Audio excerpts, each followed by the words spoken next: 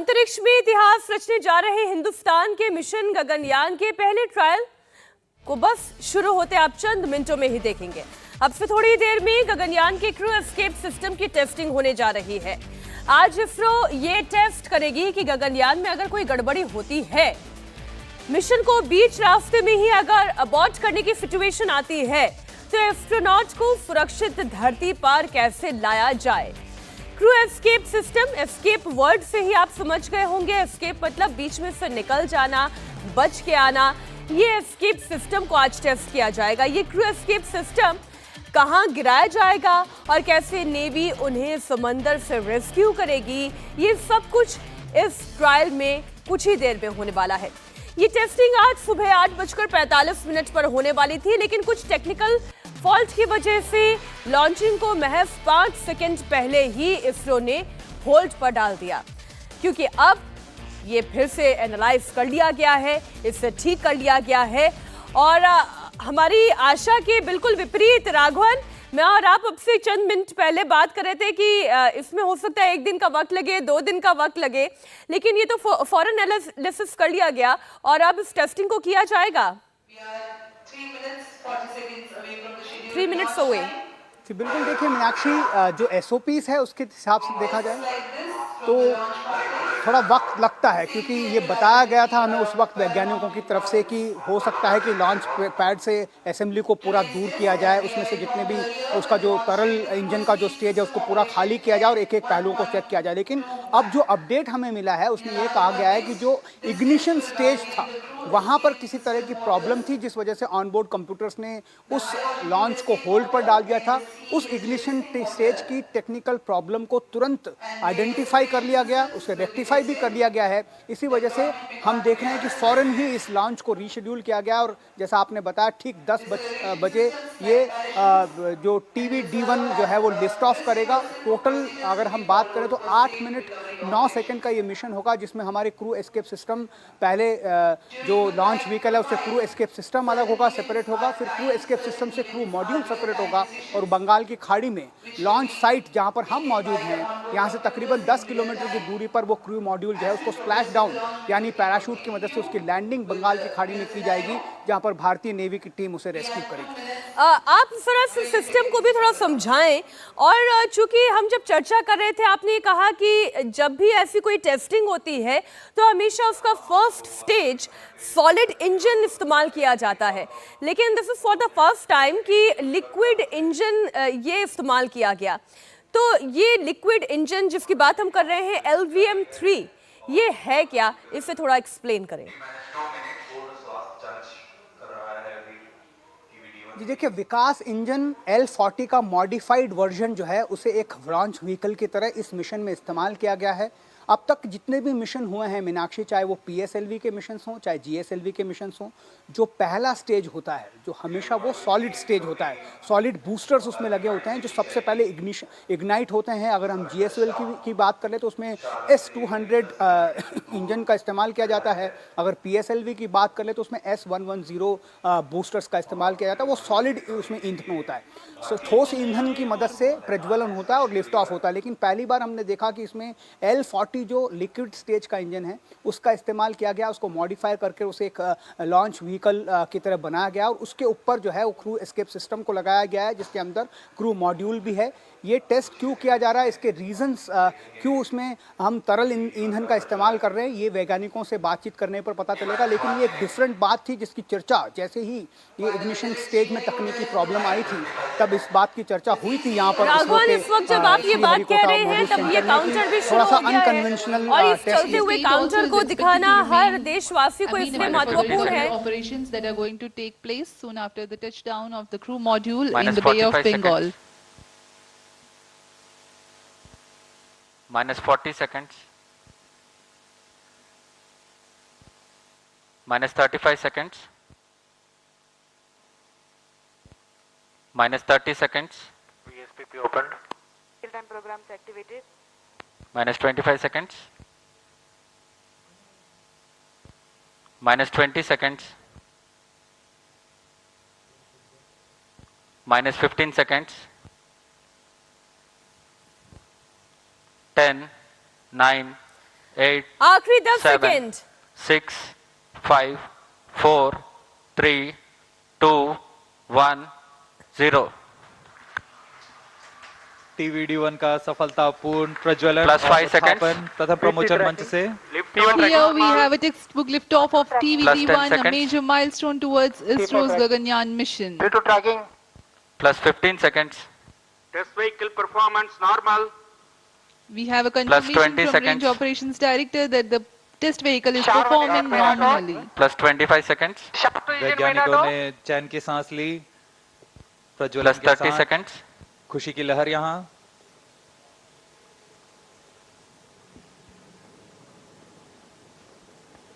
Pillbox conditions will be achieved during the flight regime, जी हाँ, आरोहण By क्रम which जारी time? है। Performance normal.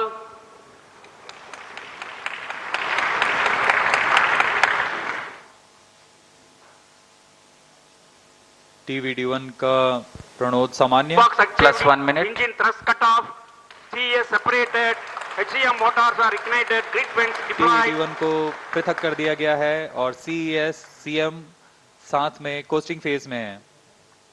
Grid fence deploy कर दिए गए हैं। quick succession of Due to events tracking, crew here. model. All the events have been taking place as per the prediction. The grid fins have been deployed, the test vehicle has been jettisoned. इस क्रम में अगली Module घटना separated. CJM motor की firing के साथ crew module को crew escape Cover system से separated. सेपरेट कर दिया गया Now है। the crew Motor escape ignited. system has been jettisoned, the apex cover has been jettisoned, and now the orbital module tracking is CES. reorienting itself under tracking crew model. aerodynamic loading. जी हाँ, इसके साथ ही decent phase शुरू हो चुका है crew module का। Drogue chutes Plus 2 minutes. are decelerating the crew module.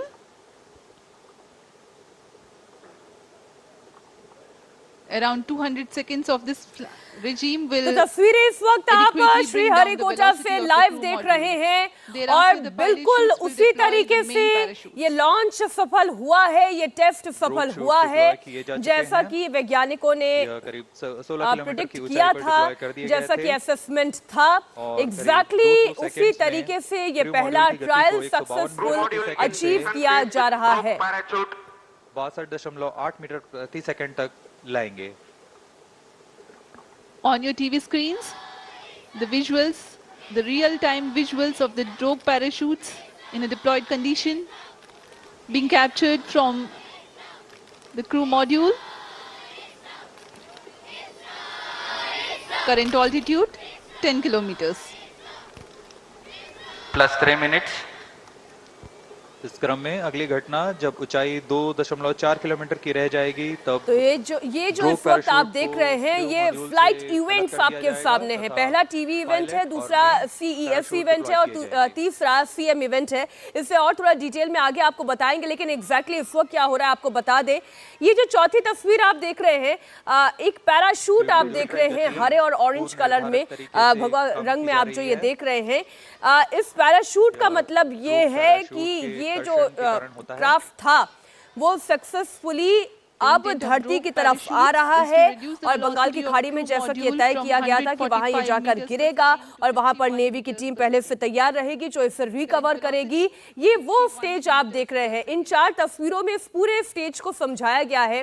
पहला जब प्रॉपर इग्निशन हुआ, थर्स्ट पैदा हुआ और ये रॉकेट ऊपर की तरफ गया और फिर इसका अगला स्टेज जब ये डिटैच हुआ और फिर ये नीचे की तरफ आया। गगनयान के क्रू मॉड्यूल की सफल लॉन्चिंग हो गई है। इस वक्त की बड़ी खबर आपको बता रहे हैं, श्री हरिकोटा से क्रू मॉड्यूल लॉन्च किया गया। पहले इसे रोका गया था, इसे होल्ड पर डाला गया था, लेकिन इसका एनालिसिस किया गया और उसके कुछ ही मिनटों के बाद इसका सफल लॉन्च किया गया है। पहला ट्रायल हम ये कह सकते हैं ये सक्सेसफुल रहा है। राघवन हमारे साथ जुड़े हुए हैं। राघवन, मिशन गगनयान का पहला ट्रायल अब तक पूरी सक्सेसफुल। पूर्ण निर्धारित तरीके से जारी है।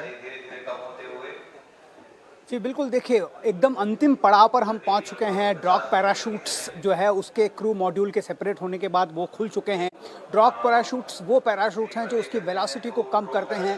पहले वो रीफ्ट मोड में होते हैं, यानी आधा खुले होते हैं, उसके बाद उसकी डीरीफिंग होती है, जिसके बाद उसका वेग जो है क्रू मॉड्यूल का, क्योंकि बहुत तेज़ी से पृथ्वी की तरफ गिरता है गुरुत्वाकर्षण की वजह से, तो उसकी वेग को बिल्कुल कम कर दिया जाता है। और जैसे ही वो 2.3 किलोमीटर की दूरी पर होंगे, अब देखिए एक बार यहाँ पर तालियों की गड़गड़ाहट इस बात का संकेत है कि जो मेन पैराशूट्स हैं वो खुल गए हैं। आप तस्वीरों के जरिए अगर हम देखें, आपको स्क्रीन पर दिखा रहे हैं, पहले ये 3 जो मेन पैराशूट्स हैं वो 3.2 किलोमीटर की दूरी पर जो है वो क्रू मॉड्यूल को लेकर अब बंगाल की खाड़ी की तरफ बढ़ रहे हैं।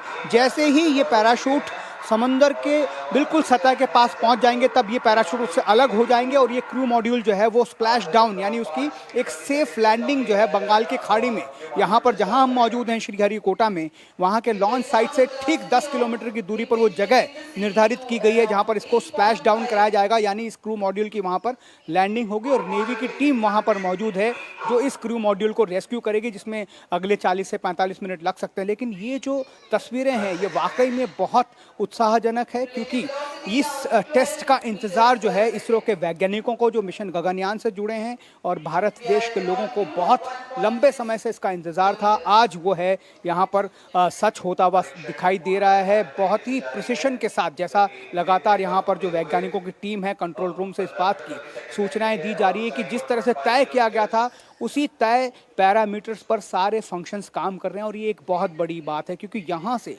इस जो TVD-1 का जो सक्सेसफुल प्रक्षेपण है मीनाक्षी, उसी से ही आगे का रोड मैप तैयार होना है। जैसा हम लगातार चर्चा कर रहे हैं कि कई सारे टेस्ट जो है इसमें किए जाने हैं अलग अलग स्टेजेस पर। आज का जो टेस्ट हुआ है वो 17 किलोमीटर अल्टीट्यूड पर अगर किसी तरह की प्रॉब्लम आ जाए तो उसके बाद कैसे क्रू को वहाँ से सुरक्षित बचा कर लाया जाए। राघवन, एक बार फिर से इन तस्वीरों को दिखाते हुए जरा दर्शकों को आप ये जरूर समझाएं कि पहले जब हमने देखा उस वक्त 2 पैराशूट थे और वो पूरी तरीके से खुले हुए नहीं थे, वो धीरे धीरे इसकी वेलोसिटी को कम कर रहे थे। और फिर हमने देखा एकाएक वो 2 पैराशूट जो है हटे, ये 3 पैराशूट खुले। और ये जो 2 चरण हैं इसे थोड़ा बताएं कि पहले 2 फिर 3 पैराशूट्स का इस्तेमाल, और ये अभी कितना टाइम टेकिंग होगा, क्योंकि अगर हम पूरे इवेंट की बात करें तो इसके लिए कुल 8 मिनट रखे गए थे। अब यहाँ से स्प्लैश डाउन होना, एक बार पहले दर्शकों को ये बता दूं कि अगर ये ज़मीन पर होता है, जब पैराशूट या कोई भी मशीन अगर आपकी ज़मीन पर लैंड हो रही है, that is called touch down. लेकिन ये स्प्लैश डाउन कही जा रही है क्योंकि पानी में लैंडिंग हो रही है, ये एक स्प्लैश होगा। अब राघवन ये बताएं, पहले 2 पैराशूट देन 3 पैराशूट, अभी ये कितना समय लेगा? जी बिल्कुल, देखिए मीनाक्षी, जो क्रू मॉड्यूल का सेपरेशन क्रू एस्केप सिस्टम से 17 किलोमीटर के ऑल्टीट्यूड पर हुआ, उसके बाद सबसे पहले जो डिप्लॉयमेंट हुआ था वो ड्रॉप पैराशूट उसे कहा जाता है। वो अनरीफ्ड यानी आधे खुले हुए होते हैं, ताकि उसका जो वेग होता है, जैसा हमने आपको बताया कि पृथ्वी की जो गुरुत्वाकर्षण शक्ति से जो, क्योंकि इसका जो मास है, इसका जो वेट है वो तकरीबन 5000 किलो का है जो क्रू मॉड्यूल है, और यही असली वेट होगा जब हम मैन्ड मिशन को उसमें लेकर जाएंगे। इसीलिए उसको उतना ही वजनी रखा गया है ताकि ये सारी टेस्टिंग अभी से ही सुरक्षित तरीके से की जा सके। 5000 किलो की एक वस्तु जब पृथ्वी की तरफ गिरेगी तो आप अंदाज़ा लगाइए कि गुरुत्वाकर्षण की वजह से उसकी जो वेग, जो उसका स्पीड जो होगी वो कितनी तेज होगी। इसी वजह से यहाँ पर पहले ड्रॉप पैराशूट्स का इस्तेमाल किया जाता है, उसे अनरीफ्ड रखा जाता है, आधा खुला रखा जाता है, फिर उसको पूरा खोला जाता है ताकि जो वेग है वो पूरी तरह से कंट्रोल हो जाए। जो वाइब्रेशंस हैं क्रू मॉड्यूल के अंदर लहराता है, वो आता है, वो उसको भी पूरा स्थिर किया जा सके। उसके बाद वो अपना काम खत्म करने के बाद वो हट गया। उसके बाद जो ये जिसे पायलट पैराशूट या मेन पैराशूट कहा जाता है, ये 3 पैराशूट्स हैं जो खुले हैं, और वो 3 पैराशूट्स की मदद से अब धीरे धीरे उसको बंगाल की खाड़ी की तरफ लेकर आया जा रहा है। हालांकि जो वक्त मुकर्रर किया गया था वो 8 मिनट और 9 सेकंड का किया गया था, लेकिन जैसा हमने बताया कि इसमें जो क्लाइमेटिक कंडीशन होती है उसका एक बहुत बड़ा रोल होता है। तो आप देख रहे हैं किस तरह से हवा का बहाव तेज होने की वजह से पैराशूट जो है वो उसको नीचे आने में ज़्यादा वक्त लग रहा है, लेकिन तीनों पैराशूट पूरी तरह से खुले हैं। क्रू मॉड्यूल को लेकर वो धीरे धीरे बंगाल की खाड़ी की तरफ, जहाँ पर स्प्लैश डाउन इसे किया जाना, उस तरफ बढ़ रहे हैं। इसीलिए जैसे ही वो बिल्कुल पास में, समुद्र के सतह के बिल्कुल पास में ये पैराशूट पहुँचेंगे, फिर आप देखेंगे कि ये पैराशूट्स भी, इसको भी अलग कर दिया जाएगा और क्रू मॉडल जो है वो टच डाउन की तरफ बढ़ रहा है। देखिए बहुत कम समय आप कह सकते हैं बचा है, सिर्फ 200 मीटर की दूरी और इस क्रू मॉड्यूल को तय करनी है। जो तस्वीरों में अब हम आपको यहाँ पर देख पा रहे हैं, ये कंफर्मेशन अब जो है वो मिल गई है कि जो क्रू मॉड्यूल है वो स्प्लैश डाउन कर चुका है। उसकी तस्वीरें हमें कुछ सेकंड्स में स्क्रीन पर दिखाई देंगी, लेकिन कंट्रोल रूम को ये कंफर्मेशन अभी आ गई है कि जो क्रू मॉड्यूल है वो सुरक्षित रूप से स्प्लैश डाउन कर चुका है। और आप देखिए ये तस्वीरें जो है अब वो आपको यहाँ पर स्क्रीन पर नज़र आ रही है। बंगाल की खाड़ी में जो डेजिग्नेटेड प्लेस था लॉन्च साइट से तकरीबन 10 किलोमीटर की दूरी पर, वहाँ पर क्रू मॉड्यूल को सक्सेसफुली स्प्लैश डाउन करवा लिया गया है। इसका मतलब ये है मीनाक्षी कि आज का जो TV-D1 टेस्ट फ्लाइट थी वो मुकर्रर कर ली गई है। अब नेवी की जो टीम वहाँ पर पहले से ट्रेंड टीम नेवी की जो मौजूद है, इंडियन नेवी की, वो हेलीकॉप्टर और शिप के सहारे इस क्रू मॉड्यूल को वहाँ से लेकर शिप पर लेकर आएंगे। तो उसमें थोड़ा वक्त लगेगा, लेकिन ये एक बहुत बड़ा कह सकते हैं अचीवमेंट है इसरो के वैज्ञानिकों की तरफ से, क्योंकि जो पहली बड़ा टेस्ट जिसे कहा जा सकता है उसे सक्सेसफुली यहाँ पर इसरो के वैज्ञानिकों ने पार कर लिया है। और इसरो चीफ सोमनाथ को हम देख पा रहे हैं राघवन, जाहिर है ये एक बहुत महत्वपूर्ण पड़ाव और इसका कामयाब हो जाना सभी वैज्ञानिकों की हौसले को एक नई उड़ान देता है। हौसला अफजाई करते हुए इसरो चीफ अपने सभी टीम मेंबर्स का, और यही पहले चांद पर तिरंगा अब अंतरिक्ष में एक नई उड़ान की तस्वीर पूरा विश्व देख रहा है। और ये तो पहला चरण है, जिसे कहते हैं ना राघवन, अभी तो बस शुरुआत है। अभी एक बहुत लंबा सफ़र तय करना है, लेकिन अगर शुरुआत ही इतनी ज़बरदस्त है तो आगाज़ इतना ज़बरदस्त है तो अंत भी बहुत ही खूबसूरत होगा, ये भी हम तय मानकर चल रहे हैं। गगनयान की उड़ान, और ये बड़ी ही कामयाब उड़ान रही है। ये तस्वीर उस वक्त की जब आपने देखा गगनयान का टेस्ट व्हीकल लॉन्च किया गया। इस अबॉट मिशन को अगर हम कहें सक्सेसफुल रहा तो इसमें कोई दो राय नहीं, वैज्ञानिकों की मेहनत कामयाब हुई। आइए सुनते भी सोमनाथ को। TV-D1, a major milestone towards ISRO's Gaganyaan mission. I'm very happy to announce the successful accomplishment of the TV-D1 mission.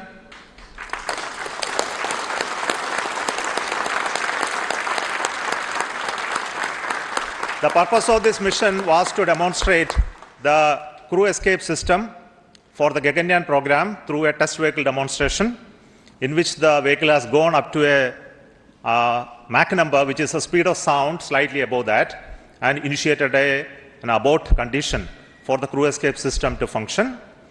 The crew escape system took the crew module away from the vehicle, and subsequent operations of the crew module separation from the crew escape system, all the parachutes opening, and touched down in the sea at the required velocity has been very well accomplished, and we have got confirmation of the data of all of this.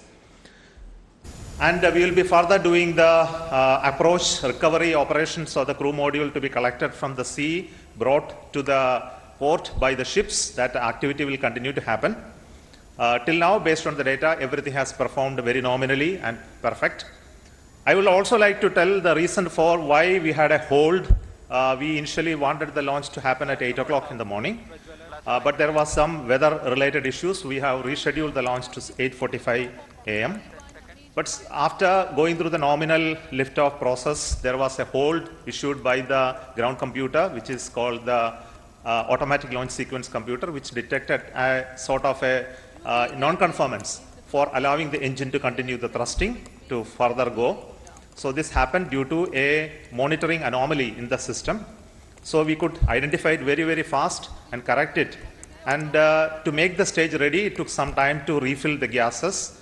And that once that has been completed, we went through the proper automatic launch sequence, which checked the entire health of the vehicle. And finally, the mission computer and the ground checkout computer authorized the launch to take off, which released the rocket from the launch pad and subsequent activities of the flight as well as the post termination abort sequence also got executed perfectly. So I'm very happy that our team could understand in case of any anomaly how to rectify and come back fast. And congratulations to everybody. This is a big training for the entire team here to prepare for the Gaganyaan program. I'm very happy that launch could take place today within the allocated launch window. And we will come back with more analysis and data of this mission on recovery of the crew module, which is happening now. We are having views from coming from the sea, from the drones, cameras which are being taking them. Before we get any further